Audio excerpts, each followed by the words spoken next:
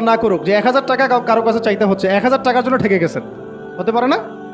তো রিজিককে মানুষ তাজিম না করলে রিজিক দূরে চলে যায়। দুটো বিষয় খেয়াল রাখবেন, দুটো বিষয়। এক হচ্ছে মাঝে মাঝে মনের মধ্যে কিছু আমল করার ইচ্ছা আসে, আসে না? মনে হলো যে আচ্ছা একটু 10টা আয়াত পড়ি, মনে আসে না মাঝে মাঝে? এমন মনে হয় না? ওই সময় এই এই যে মনের মধ্যে যে এই ইরাদাটা জাগ্রত হওয়া, এটাকে আমরা বলি ওয়ারিদ। অন্য ভাষায় আপনি বলতে পারেন মেহমান। কি বলতে পারেন? এটা আল্লাহর পক্ষ থেকে আপনার কলবের মধ্যে মেহমান হিসেবে এসেছে। এখন আপনি যদি আমলটা করেন, সেই মেহমান বারবার আপনার কলবে আসবে। যদি আপনি ওই সময় আমলটা না করেন, মেহমান চলে যাবে, মেহমান অসম্মানিত হলে পরে আর আসবে না। একইভাবে রিজিক আল্লাহ পাক দিয়েছেন, এর তাজিম যদি করতে পারেন রিজিক বেশি আসবে। রিজিকের তাজিম সম্মান করতে না পারলে রিজিক আসবে না, বেশি কমে যাবে। উসমান রাদিয়াল্লাহু আনহু সবচেয়ে ধনী ছিলেন না? কেন জানেন?